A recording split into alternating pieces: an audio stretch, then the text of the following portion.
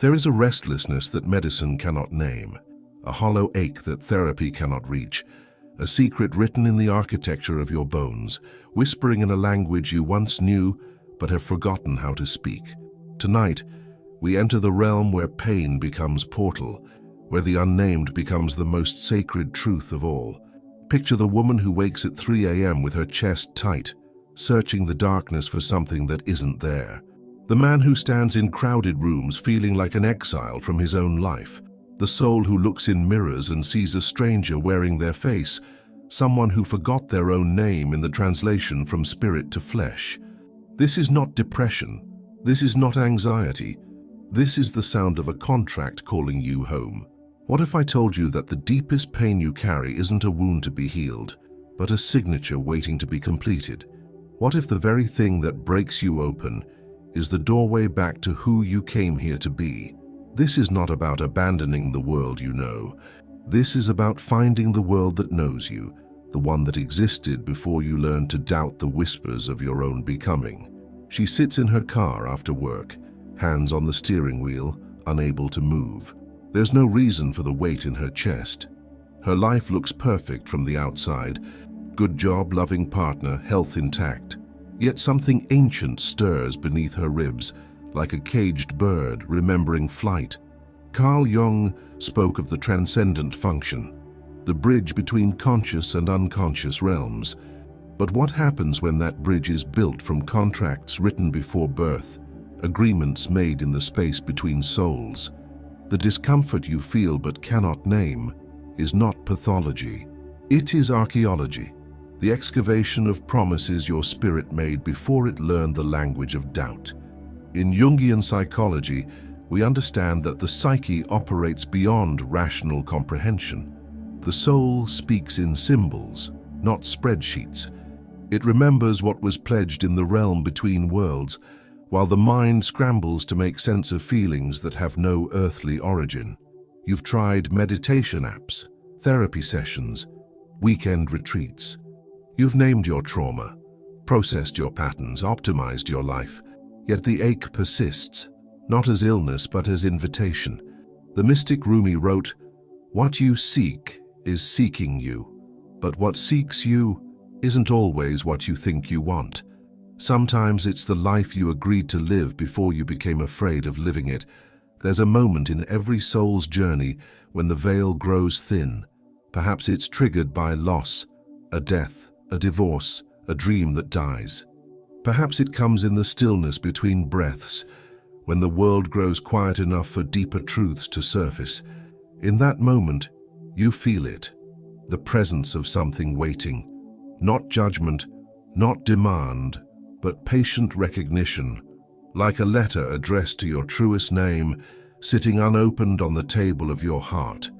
This is the sensation of approaching your spiritual contract, the soul agreement that predates your birth, the promise you made when you were still light choosing form. Are you beginning to recognize the texture of this calling, the way it feels both foreign and familiar, like coming home to a place you've never been? In the shamanic traditions of indigenous cultures, it is understood that souls choose their earthly experiences, not as punishment but as curriculum, not as random assignment but as sacred election. Your spiritual contract is the agreement your soul made with the universe, a promise to embody certain lessons, to serve specific purposes, to transform particular wounds into wisdom. But here's what no one tells you. These contracts are written in the language of experience, not words. You don't receive a manual, you receive a life. Imagine, if you can, the moment before your first breath. Your soul, radiant and knowing, stands at the threshold between worlds. Before you, the Council of Elders. Some call them guides, others call them archetypes. They are the keepers of cosmic curriculum. In that sacred space, your soul reviews the landscape of your upcoming incarnation, the family that will shape you, the wounds that will crack you open, the gifts that will pour through those cracks. You see it all, the beauty and the brutality, the triumph and the terror. And knowing all of this, your soul says yes. This is not New Age fantasy. This is the mystical mathematics of incarnation, recognized by traditions from Tibetan Buddhism to African cosmology. The soul comes with intention. The challenge is remembering what that intention was. Think of the emotional pain you carry, not as evidence of life gone wrong, but as evidence of life attempting to go right. The parts of your experience that feel most difficult are often the very territories your soul came to transform. In-depth psychology, we understand that symptoms are not random malfunctions, but meaningful communications from the unconscious. Your chronic anxiety might be your soul's way of alerting you to energies you're meant to transmute. Your recurring depression might be the compost from which your deepest gifts will grow.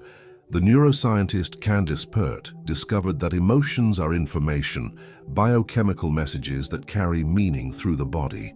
But what if some of those messages originate not just from personal experience, but from pre-personal agreement? Your spiritual contract doesn't announce itself through revelation.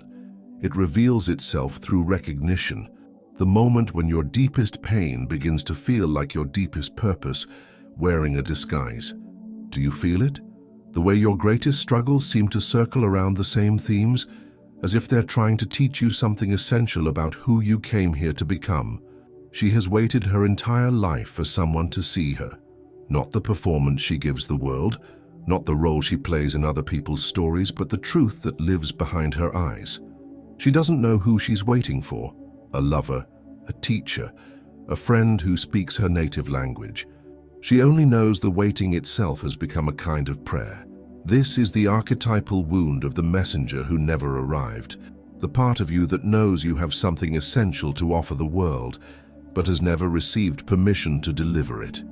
In mythological terms, you are Psyche waiting for Eros, Persephone listening for her name to be called from the underworld, Inanna standing at the gates of transformation with no guide to show her through. From the moment you learned to speak, the world taught you to distrust your inner knowing. Don't be so sensitive. Stop imagining things. Be practical. Be normal. Be safe.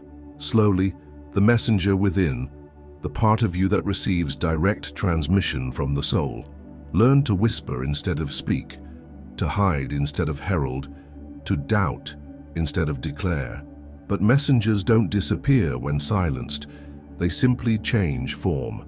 Your intuitive flashes become just coincidences. Your creative impulses become unrealistic dreams. Your spiritual experiences become weird feelings you can't explain. The polyvagal theory, developed by Stephen Porges, shows us that our nervous system is constantly reading environmental cues to determine safety or threat. What if your soul's calling has been categorized by your nervous system as threat, simply because it asks you to step outside the familiar? Pay attention to the dreams that return to you like faithful dogs, night after night, year after year.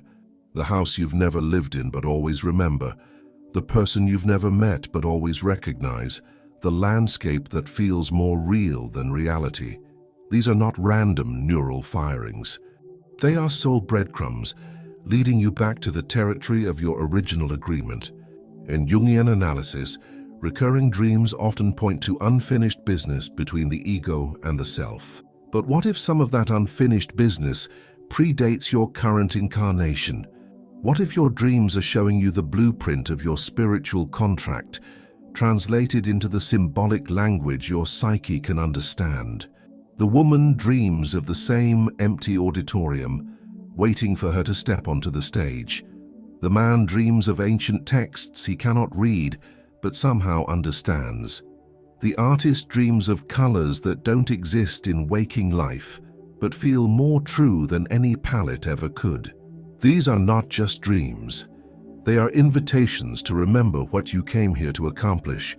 What dreams have followed you through the years like persistent messengers, refusing to be dismissed or decoded?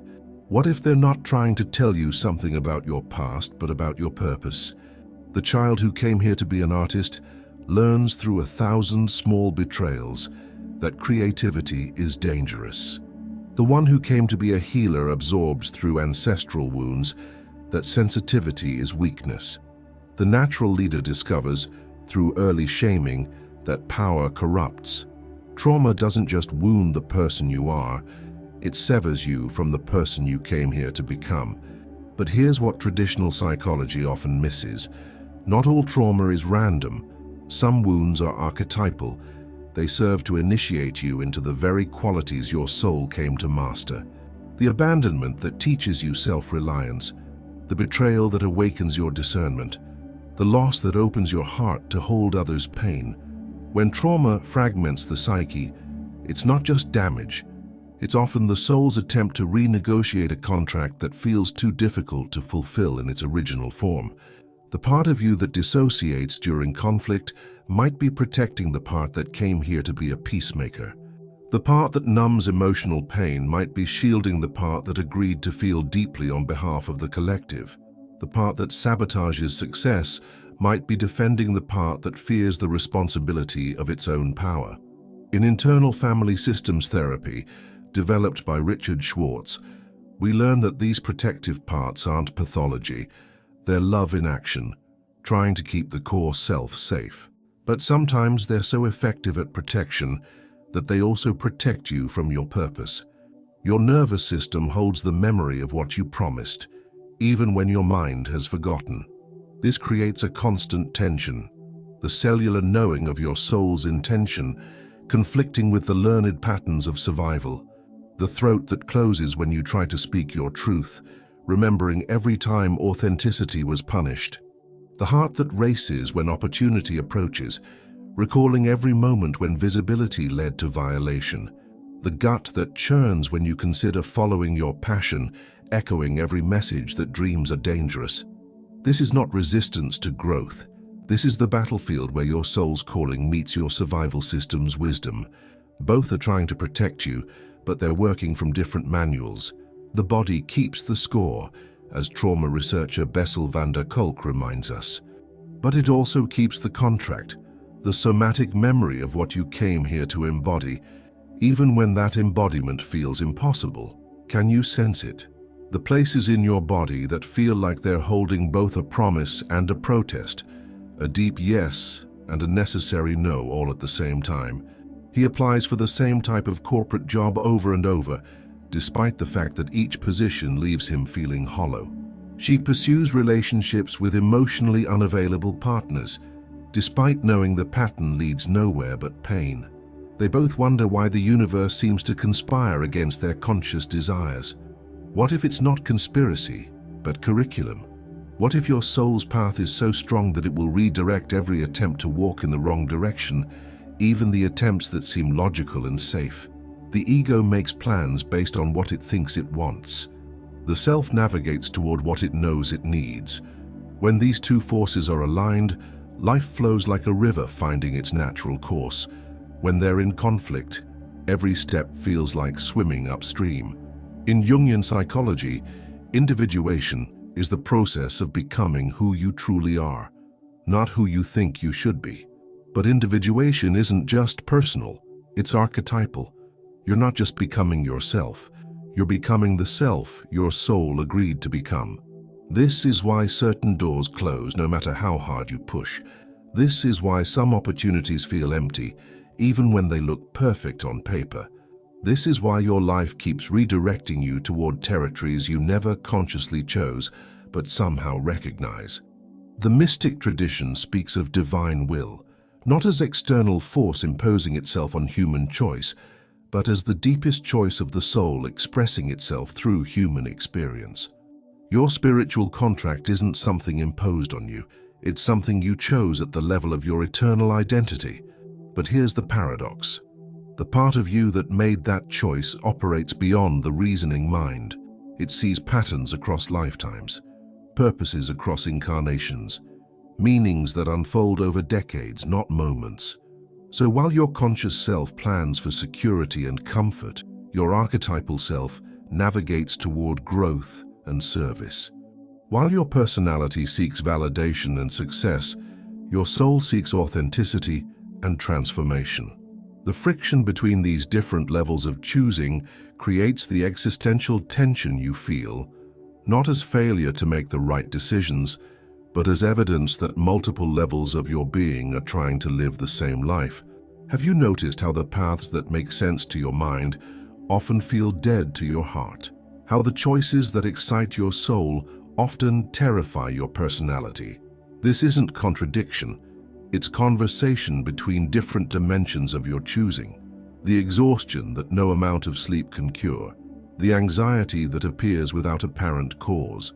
The physical pain that migrates through your body like a seeking presence, never quite settling, never quite leaving. You've seen doctors, tried treatments, changed your diet, upgraded your mattress. The symptoms persist, not because your body is broken, but because it's speaking a language you haven't learned to translate. In somatic psychology, we understand that the body holds memory differently than the mind. It remembers not just what happened, but what was meant to happen. Not just how you were hurt, but how you were meant to heal.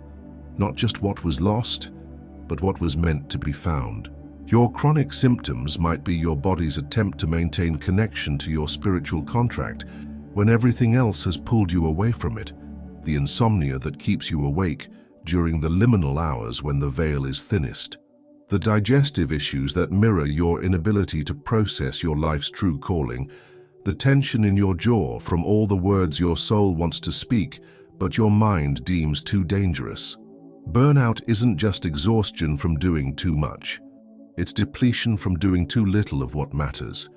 It's the spiritual anemia that comes from living a life that nourishes everyone except your soul. The healer who burns out from healing others but never addresses their own wounds. The teacher who exhausts themselves educating minds but never feeds their own curiosity. The caregiver who empties themselves caring for everyone except the part of themselves that needs care. This isn't martyrdom, it's mistranslation.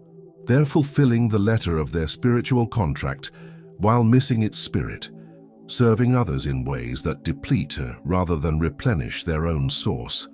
True service, as understood in mystical traditions, is meant to be regenerative.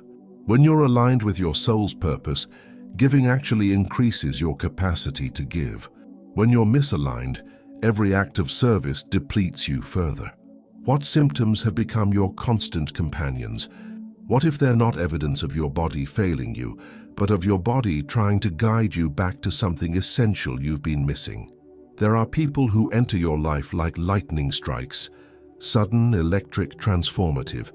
They might be lovers who awaken parts of you that you thought were dead, teachers who challenge everything you believe about yourself, friends who see through your performances to the truth underneath.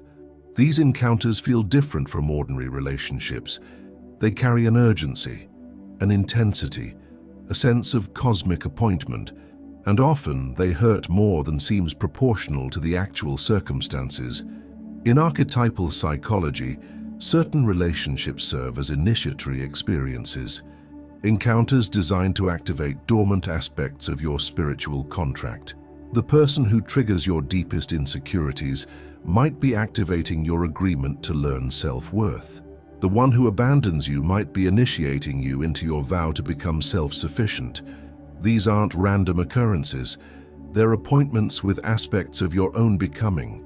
The challenging boss who forces you to find your voice. The unavailable lover who teaches you to value yourself. The betraying friend who initiates you into discernment. Each encounter, painful as it is, serves the deeper curriculum of your soul's evolution. Some people function as walking activation codes for your dormant purpose. They don't have to do anything special. Their mere presence awakens something in you that has been sleeping. This happens because souls recognize each other across the veil of personality. Before you were bodies with names and stories, you were lights that agreed to help each other remember. Some people in your life are here to comfort you. Others are here to crack you open so the light can get out. The one who makes you feel instantly understood might be reminding you of your gift for deep connection. The one who challenges your worldview might be activating your purpose as a bridge builder between different perspectives. The one who inspires immediate trust might be reflecting your own trustworthy nature back to you. Who are the people who have changed you just by existing in your orbit? What if they weren't random encounters, but sacred appointments designed to awaken you to aspects of yourself that your soul came here to explore. The mystic Meister Eckhart wrote, "God is not found in the soul by adding anything, but by a process of subtraction." Sometimes fulfilling your spiritual contract requires not adding more to your life, but subtracting everything that isn't truly you. This process can feel like death, the death of the identity you've built, the relationships that no longer serve, the version of success you thought you wanted. Your soul's calling might ask you to leave the career that pays well, but kills your spirit, to end the relationship that looks perfect but feels hollow, to disappoint the people who love the version of you that you've outgrown. There's a particular kind of suffering that comes from living successfully as someone you're not. The achievement that feels empty, the recognition that doesn't touch you, the love that can't reach the part of you that most needs loving. This is the pain of the soul in exile, not from others, but from itself. You've become skilled at being who others need you to be, but you've forgotten how to be who you came here to become. The successful lawyer who dreams of painting, the devoted mother who yearns to travel alone, the reliable friend who wants permission to be unpredictable. Each has built a life that works for everyone except the soul that has to live it. Sometimes we fulfill our spiritual contracts in ways that honor the intention but miss the essence. The healer who becomes a doctor but feels spiritually empty. The teacher who becomes a professor but never touches a soul. The leader who gains authority but loses authenticity. This creates a particular kind of suffering, the burnout of doing the right thing in the wrong way. You're serving your purpose, but not in the form that feeds your soul. You're helping others, but not in the way that honors your deepest gifts. The remedy isn't to abandon your calling, but to translate it more authentically. The healing might need to happen through art instead of medicine. The teaching might need to happen through example instead of instruction. The leadership might need to happen through vulnerability instead of authority. Can you feel the places where your life looks right from the outside but feels wrong from the inside? What if those aren't signs that you're failing, but signals that you're ready for a more authentic translation of your soul's purpose? The number that follows you everywhere, the song that plays at exactly the moment you need to hear it, the book that falls off the shelf and opens to the page that speaks directly to your situation. When you're approaching the conscious remembrance of your spiritual contract, the universe begins to speak more clearly, not because it wasn't always speaking, but because you're finally learning to listen. Carl Jung called these meaningful coincidences synchronicities, a causal connections that reveal the underlying order of existence. But for the soul approaching its conscious purpose, synchronicities become more than interesting coincidences. They become breadcrumbs leading you home to yourself.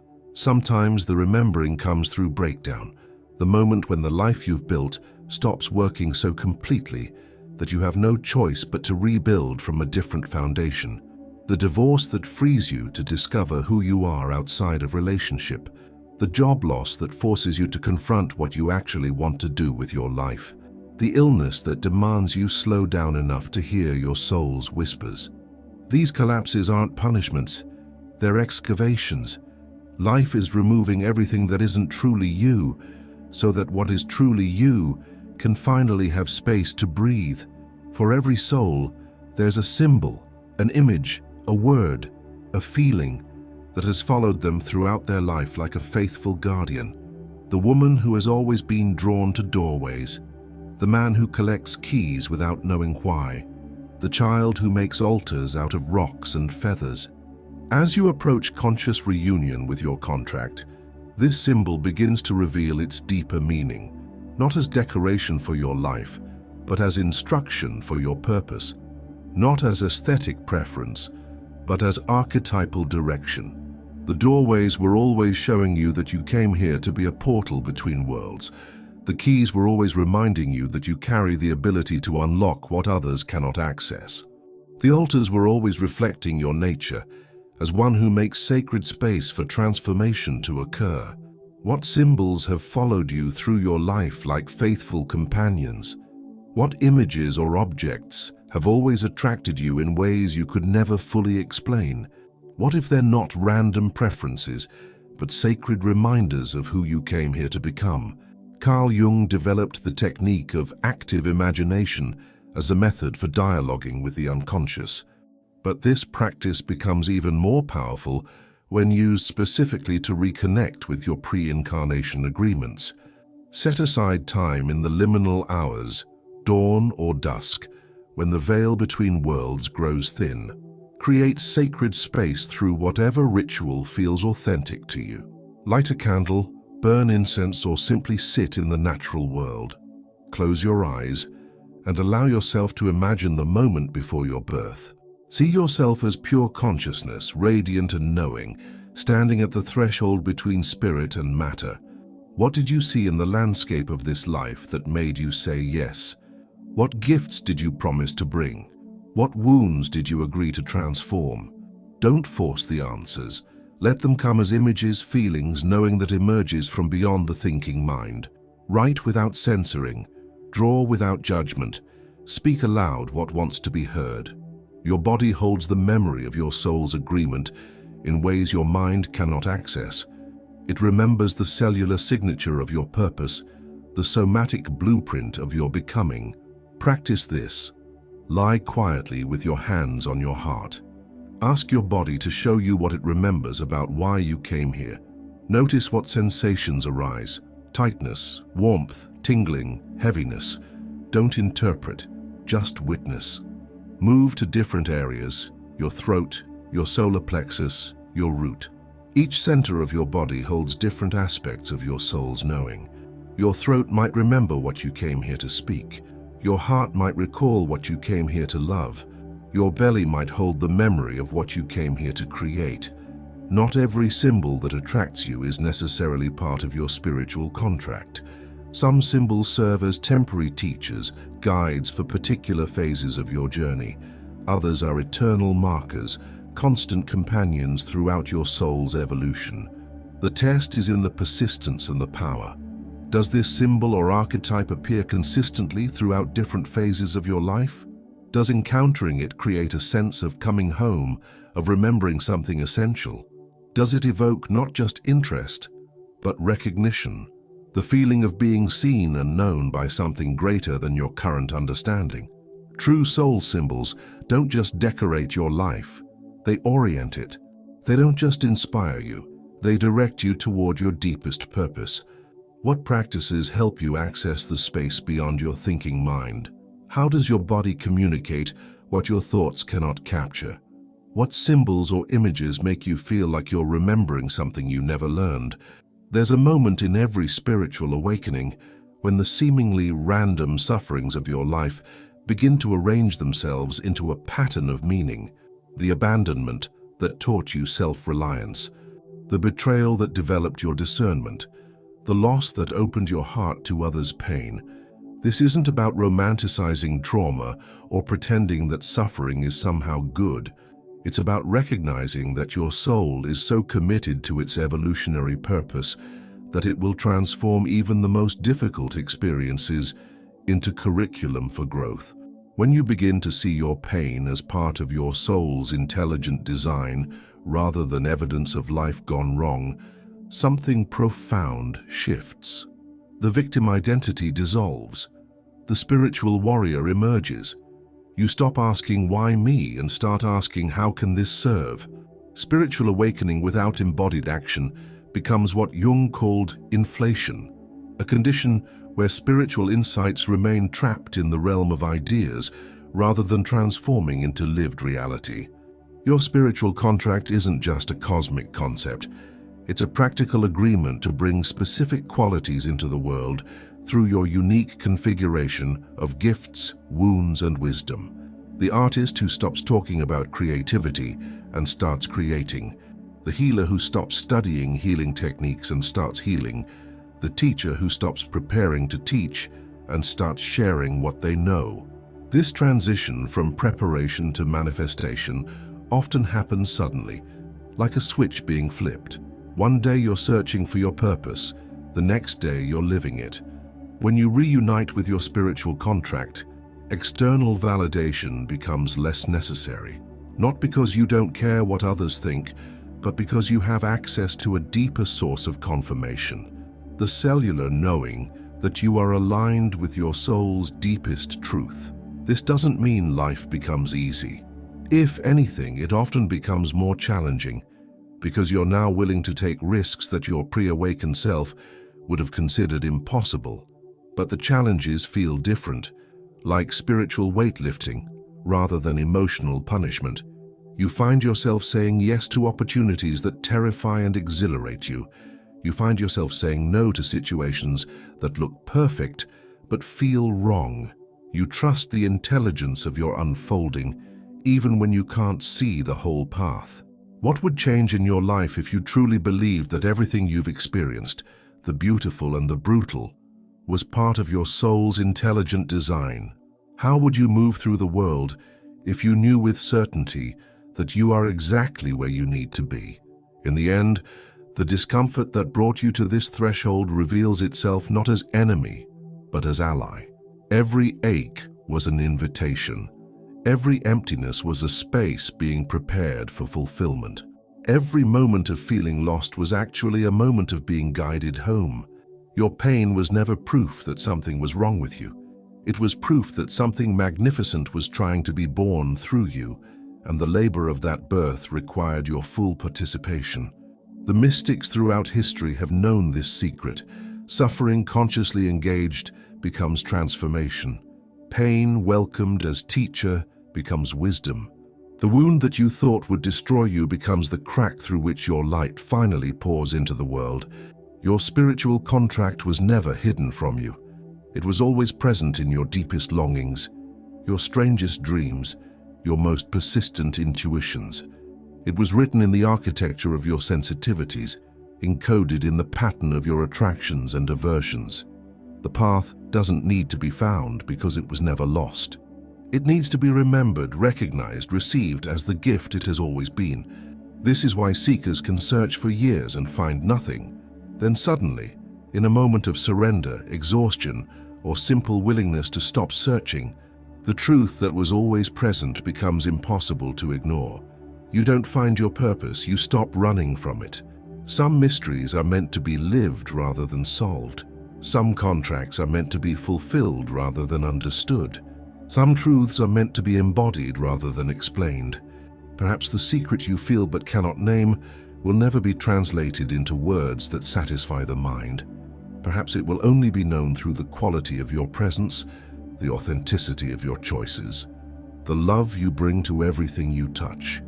Perhaps the greatest spiritual achievement is not to decipher your cosmic mission statement, but to live with such integrity that your life itself becomes the answer to the question you've been asking. In the end, the soul doesn't need permission to fulfill its contract. It doesn't need understanding to begin its service. It doesn't need certainty to take the next step. It only needs your willingness to stop pretending you don't already know what you came here to do. And in the silence after that admission, in the space between your last excuse and your first authentic step, you hear it, the sound of your own soul saying yes. The contract was never lost. It was only waiting for you to remember that you already signed it with your willingness to be born. If this exploration has stirred something ancient within you, if you recognize yourself in these words like someone remembering a dream, you're not alone. The path of conscious spiritual contract fulfillment is walked by those brave enough to trust what they feel but cannot always name. Subscribe to continue this journey of remembering. Each week, we explore different aspects of the soul's curriculum, the hidden meanings behind your patterns, the spiritual significance of your struggles, the archetypal dimensions of your becoming. Your awakening serves not just your own evolution, but the evolution of consciousness itself. Every soul that remembers its purpose makes it easier for other souls to remember theirs. The time for hiding is over. The time for forgetting is done. Your soul has waited lifetimes for this moment of conscious reunion with its deepest truth. What will you do with this remembering? Some doors can only be opened from the inside. Some contracts can only be fulfilled by those brave enough to remember they already signed them. Tonight, you remembered. Tomorrow, you begin.